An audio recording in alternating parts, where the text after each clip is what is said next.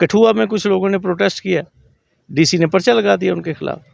ठीक है, आप देखिए कठुआ में क्या हुआ 5-6 दिन पहले, एक शख्स की बिल्डिंग गिरा दी, बिल्डिंग गिराने के बाद अब इंक्वायरी का आर्डर कर रहे हैं। ठीक है, तो कोई लोकल ऑफिसर होता है, वहाँ कोई सुनवाई हो, यहाँ सुनवाई ख़त्म हो गई डैंग साहब। तो तभी ये मेरी अटैम्प्ट रहती है, कोशिश रहती है कि बात की जाए। स्टेट रिस्टोर नहीं होगी तब तक डैंग साहब कोई मज़ा नहीं है। मैं आपको एक चीज़ कहूँगा, वो कौन सा चीफ मिनिस्टर जिसके पास पुलिस ना हो, जिसके पास फाइनेंस ना हो, ठीक है, जिसके पास लॉ एंड ऑर्डर ना हो, जो एक एसएचओ की ट्रांसफ़र ना कर सके, जो डीएसपी की ट्रांसफ़र ना कर सके, जो अपनी मर्ज़ी का एसपी और एसएसपी ना लगा सके, वो कौन सा चीफ मिनिस्टर होता है? मुझे एक चीज़ बताइए। तो इसलिए हमारी स्टेट हमें वापस दीजिए, ठीक है? इतना जुल्म मत कीजिए हमारे साथ। ये हिस्टोरिक स्टेट है हमारी, ठीक है? तो जब तक यहाँ पे स्टेट नहीं होगी तो ये इलेक्शन जो है, ठीक है, खाना पूरी कर बराए नाम जिसे कहते हैं, करानी है तो कराते रहें। तो सर ये सारे लोग इकट्ठे, जो केएस ऑफिसर्स डिस्ट्रिक्ट मजिस्ट्रेट्स थे, जिन्होंने आर्म्स लाइसेंसेस बनाए, उनकी प्रोसिक्यूशन सैंक्शन जो है वो जम्मू कश्मीर सरकार ने दे दी। अब हमारे 3 आईएएस ऑफिसर्स हैं जिनकी सैंक्शन मांगी गई सीबीआई द्वारा। उनमें एक श्री नीरज कुमार जी जो कि डिस्ट्रिक्ट मजिस्ट्रेट थे उधमपुर, डॉक्टर शाहिद इकबाल चौधरी जो डिस्ट्रिक्ट मजिस्ट्रेट थे उधमपुर में, और साथ में एक राजीव रंजन जो डिस्ट्रिक्ट मजिस्ट्रेट कुपवाड़ा थे। इनके खिलाफ सीबीआई ने प्रिमा फेशियाई केस एस्टैब्लिश किए हुए हैं। ठीक है, जब आप देख रहे हैं न्यूज़ 7 इंडिया और मैं हूं अरफाज अहमद डैंग। आज की खास मुलाकात में हमारे साथ मौजूद है advocate Sheikh Shakeel sir. Sir स्वागत है आपका न्यूज़ 7 इंडिया में। बहुत शुक्रिया डैंग साहब आपका। शकील सर, काफ़ी नाराज़ रहते हैं आप महापुरुष यानी कि एलजी मनोज सिन्हा जी से, क्या कुछ कारण है इसके पीछे? नहीं, मैं कोई नाराज़गी नहीं है मेरी महापुरुष जी से। मैं सिर्फ़ लोगों की आवाज़ जो है, लोगों के जो इश्यूज़ हैं, लोगों की जो डिमांड्स हैं और जो अन्याय जम्मू कश्मीर में हो रहा है, वो मैं महापुरुष जी के नोटिस में लाता हूँ। अदरवाइज़ डैंग साहब मेरी उनसे कोई नाराज़गी, मैंने कोई ज़मीन तो बाँटनी नहीं उनके साथ। बिल्कुल, लेकिन ठीक है? जितनी बेबाकी से आप बात रखते हैं और सीधा महापुरुष जी को जो है आप कोट करते हैं, तो काफ़ी इस तरह से कोई और करता नहीं है। पूरे जेएंडके में हम देखते हैं कोई भी नेता या कोई भी सोशल एक्टिविस्ट इस तरह से बात नहीं करता है एलजी साहब के लिए। लोगों को शायद कुछ हमारे में वो कहते हैं ना डोगरी में, कोई इच्छी कुछ ख्वाहिश होगी। मैंने महापुरुष से कुछ लेना ही नहीं, तो फिर मैं बेबाकी से बात क्यों ना करूं? या तो हो ना, मैंने कोई सोचा हो कि कोई फ़ायदा लेना है, कोई मुफाद लेना है महापुरुष जी से। लोग जाते हैं, मिलते हैं, उनसे फ़ोटो भी खिंचाते हैं उनके साथ, ठीक है? मुझे कोई शौक ही नहीं है। मेरा सिर्फ़ एक ही मकसद है, क्योंकि जो हमारी पॉलिटिकल क्लास थी, जिसकी ये ड्यूटी बनती थी कि अवामी मसाइल जो हैं, वो उठाने हैं, उनका अज़ाला करवाना है, वो बंद हो गई। वो पॉलिटिकल क्लास ने बोलना बंद कर दिया जिसे कहते हैं। तो अगर कहीं से बात होती भी है, लेकिन मैं समझता हूँ कि कुछ एरियाज़ ऐसे हैं जहाँ पे कोई बात नहीं करता, तो इसलिए मैं कोशिश करता हूँ कि, और तो कोई रसाई नहीं है सिवाय सोशल मीडिया के। तो इसलिए डैंग साहब मैं सोशल मीडिया के माध्यम से अपने महापुरुष जी तक कोशिश करता हूँ कि वो सारे इश्यूज़ जो हैं वो उनके नोटिस में आएँ और लोगों की ग्रीवेंसेस का रिड्रेसल हो। बिल्कुल। ठीक सर, कुछ लोग ये भी कहते हैं कि शायद पॉलिटिक्स में आना है इसीलिए ये सब बहाना है। देखिए, पॉलिटिक्स में आना कोई गुनाह तो नहीं है, कोई जुर्म तो नहीं है। मुझे तो अभी फ़िलहाल तो ऐसा कोई इरादा नहीं है, ठीक है? ना मेरी कोई सियासी जमात है, ना मैं किसी सियासी जमात का मेंबर हूँ, ठीक है? कोशिश कर रहा हूँ कि भाई लोगों के जो मसाइल हैं उनको हाईलाइट किया जाए। बाकी पब्लिक में कोई मेरे बारे में क्या सोचता है, तो हर एक आदमी को अपना एक राइट है, उनके अपने व्यूज़ हैं, वो कोई भी कुछ कह सकता है, ठीक है?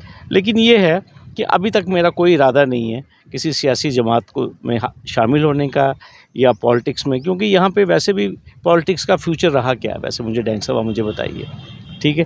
क्योंकि जून 2018 में यहाँ से पॉपुलर गवर्नमेंट चली गई थी। फिर उसके बाद सबसे बड़ी बदकिस्मती जो हमारी हुई कि हमारी डिमोशन हो गई, हम लोग स्टेट से यूटी बन गए। अभी तक दूर दूर तक चुनाव होने के कोई आसार नहीं है, ठीक है? तमाम पॉलिटिकल क्लास बड़ी उदासी में और लोग भी बड़ी उदासी में बैठे हुए हैं। क्यों? पार्लियामेंट की चुनाव हो सकती है, डीडीसी के चुनाव हो सकते हैं, पंचायत के चुनाव हो सकते हैं, म्यूनसिपल कॉरपोरेशन के चुनाव हो सकते हैं, लेकिन असेंबली के चुनाव जो हैं उसके लिए मुझे लगता है जब हालात साज़गार होंगे ना, ठीक है, जब महापुरुष जी सर्टिफिकेट देंगे या election commission of India certificate देगी या जब गवर्नमेंट ऑफ इंडिया चाहेगी तो तभी होगा, अदरवाइज जम्मू कश्मीर को पूछता कौन है? आप मुझे एक चीज़ बताइए ना। इसको सिर्फ शो केस करना होता है, हमने सिर्फ दिखाना होता है, ठीक है, तो वो चल रहा है सिलसिला वैसे ही। मुश्किल साहब, एक एडवोकेट होने के नाते आप अपनी बात रखते हैं, एक सोशल एक्टिविस्ट के रूप में आप अपनी एक बात रखते हैं। अगर आप सियासत में आते हैं, आपके पास पावर आती है, आपको लोग जिता करके भेजते हैं, तो आपको नहीं लगता कि ज़्यादा लोगों के मसले हल हो सकते हैं, ज़्यादा आप लोगों की सुनवाई कर सकते हैं? डैंग साहब, किसी हद तक आप बिल्कुल दुरुस्त कह रहे हैं, क्योंकि कहा जाता है कि जो आपका एक रिप्रेजेंटेटिव कैरेक्टर होता है उसकी बात ही कुछ और होती है।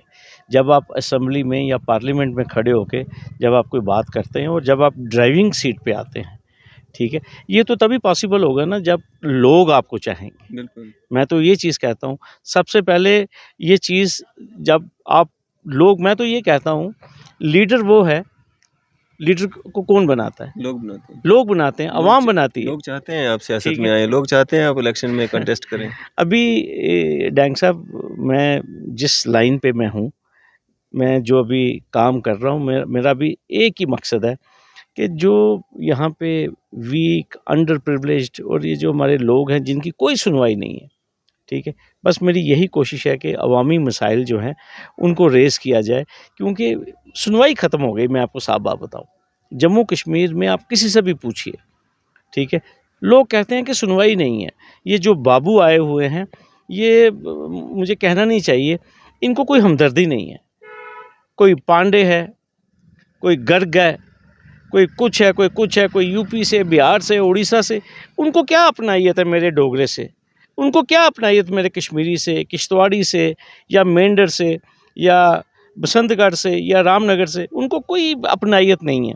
बस वो आए हैं, एगमट कैडर है कोई जो बना हुआ है, उस कैडर में वो नौकरी करने आए हैं, 2-4 साल आते हैं, माल-मूल बनाते हैं, ठीक है, फिर उसके बाद चले जाते हैं। फिर बाद में पता चलता है कि ग्रेटर नोएडा में उन्होंने फ्लैट ले लिया है, ठीक है, तो फिर उसके बाद अखबारों में चर्चे होना शुरू हो जाते हैं। वो जो मैं कहता हूँ ना कि नंद लगा हुआ है यहाँ पे, मौज है यहाँ पे जम्मू कश्मीर में, तो लगी हुई है, कर रहे हैं, वो ऐश कर रहे हैं, क्योंकि उनको लोगों की शिकायत, लोगों के इश्यूज़ के साथ उनकी कोई अटैचमेंट नहीं है। ये मैं आपको डैंग साहब ये कहूँगा। आज आप देखिए, हमारे लोकल अफ़सर होते थे, वो लोगों की बात सुनते थे, ठीक है, हमें मालूम होता था यार ये हमारा अपना लड़का है, ठीक है, चाहे डीसी है या एसी है, ठीक है। आज जितने भी प्राइम पोजीशंस आप देख लीजिए, वहाँ पे कौन बैठा हुआ है, ठीक है। एक शख्स ने आवाज़ उठाई वहाँ गांदरबल में, उसको अंदर करा दिया डीसी ने, आपने ये देखा इधर। बिल्कुल। तो आज अगर कोई प्रोटेस्ट करता है तो ये एकदम उसको पीएस से लग जाता है। कठुआ में कुछ लोगों ने प्रोटेस्ट किया, डीसी ने पर्चा लगा दिया उनके खिलाफ, ठीक है। आप देखिए कठुआ में क्या हुआ 5-6 दिन पहले, एक शख्स की बिल्डिंग गिरा दी, बिल्डिंग गिराने के बाद अब इंक्वायरी का आर्डर कर रहे हैं, ठीक है। तो कोई लोकल ऑफिसर होता है, वहाँ कोई सुनवाई हो, यहाँ सुनवाई ख़त्म हो गई डैंग साहब। तो तभी ये मेरी अटैम्प्ट रहती है, कोशिश रहती है कि बात की जाए इससे क्या। लेकिन सर, ये जो हमारे जम्मू कश्मीर में जो अफसरशाही है या बड़े-बड़े ऑफ़िसर जो हैं, केएएस ऑफ़िसर्स या आईएएस ऑफ़िसर्स, जब इनके खिलाफ़ कोई मामला दर्ज होता है या कोई केस चलता है, तो सरकार ने सैंक्शन देनी होती है इनके खिलाफ़, लेकिन छोटे ऑफ़िसर्स के खिलाफ़ जल्दी सैंक्शंस मिल जाती हैं। अगर हम केएएस ऑफ़िसर्स के खिलाफ़ भी कई बार देखा है सैंक्शन मिल जाती है, लेकिन आईएएस ऑफ़िसर्स के खिलाफ़ इतनी लेट लतीफ़ी क्यों?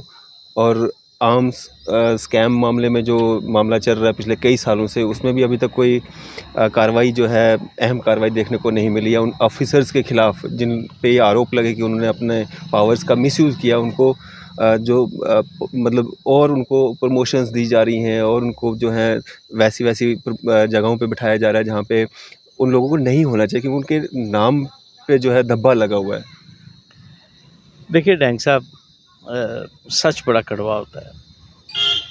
सच्चाई यही है कि मैं आपको बताऊंगा कि जो केएस ऑफिसर्स हैं वो हमारे जम्मू कश्मीर के हैं, तो जो आईएएस ऑफिसर्स हैं वो एक क्लास ही डिफरेंट है जिसे कहते हैं। अभी आपने आर्म्स लाइसेंसेस वाले केस का रेफरेंस दिया। जो केएस ऑफिसर्स डिस्ट्रिक्ट मजिस्ट्रेट्स थे जिन्होंने आर्म्स लाइसेंसेस बनाए, उनकी प्रोसिक्यूशन सैंक्शन जो है वो जम्मू कश्मीर सरकार ने दे दी।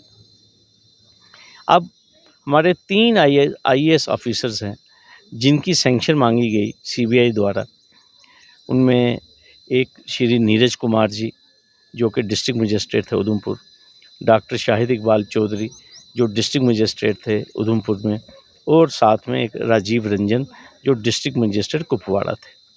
इनके खिलाफ सीबीआई ने प्राइमा फेशियाई केस एस्टैब्लिश किए हुए हैं। ठीक है, जब इनकी सैंक्शन की फ़ाइल जम्मू कश्मीर सरकार भेजती है अप्रैल 2021 में गवर्नमेंट ऑफ इंडिया के पास, तो गवर्नमेंट ऑफ इंडिया ने जून 2021 को वो फाइलें वापस भेज दी कि भाई इनकी फ़ाइल्स में कुछ डिफेक्ट्स हैं और कुछ ऐसे डॉक्यूमेंट्स हैं जो आपको अटैच करने थे वो आपने नहीं किए हैं। तो आप जो गवर्नमेंट ऑफ इंडिया ने प्रोसीजर डिवाइस किया हुआ है सिंगल विंडो सिस्टम का, उन्होंने कहा कि आप सिंगल विंडो सिस्टम में तमाम डॉक्यूमेंट्स मुकम्मल करके इनकी फ़ाइलें भेजिए। अल्टीमेटली गवर्नमेंट ऑफ इंडिया फ़ैसला लेगी कि इनकी प्रोसिक्यूशन सैंक्शन देनी या नहीं देनी।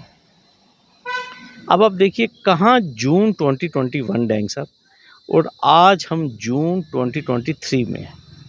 ठीक है, कम से कम भी 5 रिमाइंडर गवर्नमेंट ऑफ इंडिया ने इनको भेज दिए हैं, लेकिन हमारे जो महापुरुष जी की एडमिनिस्ट्रेशन है उन्होंने टस से मस नहीं हुए।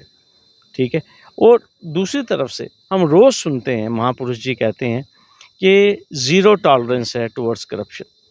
तो मुझे तभी ऐसा महसूस होता है कि करनी और कथनी में बहुत फ़र्क है। ठीक है, बार बार मैं आपको एक चीज़ कहूँगा कि हाई कोर्ट में एक मुफादे आम की रिट पटिशन चल रही है, जिसमें यही इशू है कि जम्मू कश्मीर सरकार जो है वो प्रोसिक्यूशन सैंक्शन क्यों नहीं दे रही करप्शन केसेस में। जी। अभी भी डैंग साहब मैं आपको बता दूं 35 एफआईआर्स ऐसी हैं करप्शन की जिसमें अभी भी प्रोसिक्यूशन सैंक्शन अवेटेड है, और साथ में ये जो 2 सीबीआई की एफआईआर्स हैं, एफआईआर नंबर 6 एंड 7, जिसमें ये 3 आईएएस ऑफिसर्स जिनके मैंने अभी नाम लिए, इनके मुतल्लक अभी 2 सालों से हमारी एलजी एडमिनिस्ट्रेशन इन फाइलों के ऊपर बैठी है। इससे क्या अयां होता है, इससे यही महसूस होता है हमें कि एलजी एडमिनिस्ट्रेशन जो है वो आईएएस ऑफिसर्स को शील्ड कर रही है, वो उनको प्रोटेक्ट करना चाहती है, लेकिन ऐसी प्रोटेक्शन जो थी वो केएस ऑफिसर्स को नहीं मिली। तो लिहाजा अब ऑनरेबल हाई कोर्ट ने अभी 2 दिन पहले ऑर्डर पास किया है जम्मू कश्मीर सरकार को 26 जुलाई से पहले ये आदेश दिया है कि दोनों एफआईआर्स ये जो आर्म्स लाइसेंसेस वाली हैं, इसमें जम्मू कश्मीर सरकार अपना स्टेटस दे दे, अपनी स्टेटस रिपोर्ट एक बयान हल्फी दे दे और कोर्ट में एक्सप्लेन करे कि जम्मू कश्मीर सरकार जिसका काम सिर्फ एज ए पोस्ट ऑफिस है, इनको सिर्फ कागजात पूरे करके गवर्नमेंट ऑफ इंडिया को देने हैं, क्योंकि अल्टीमेटली जो department of personnel and trainings जिसके मंत्री हमारे डॉक्टर जितेंद्र सिंह जी हैं, अल्टीमेटली ये उस मिनिस्ट्री ने फैसला लेना है। लेकिन आप ये देखिए कि इंटेंशनली डेलिबरेटली जम्मू कश्मीर सरकार इस किस्म के मामले में जिसमें नेशनल सिक्योरिटी इन्वॉल्व है, आप देखिए डैंग साहब एक्सट्रेनियस रीजंस के ऊपर आर्म्स लाइसेंसेस बनाए गए, और आप देखिए ये वो लाइसेंसेस अल्टीमेटली पता चला, अभी आप देखिए जो पंजाब में मिलिटेंसी वो जो आपने सुना होगा वो अमृतपाल सिंह वाले मामले, वहाँ पे भी 2 लाइसेंस जो मिले हैं वो लाइसेंसेस जम्मू कश्मीर से जारी हुए हैं। तो इस किस्म का इम्पॉर्टेंट नेशनल इम्पॉर्टेंस का जो इशू है उसको कितना लाइटली जम्मू कश्मीर की सरकार ले रही है। बस यही हमारी कोशिश है कि लोगों को हम जागरूक करें।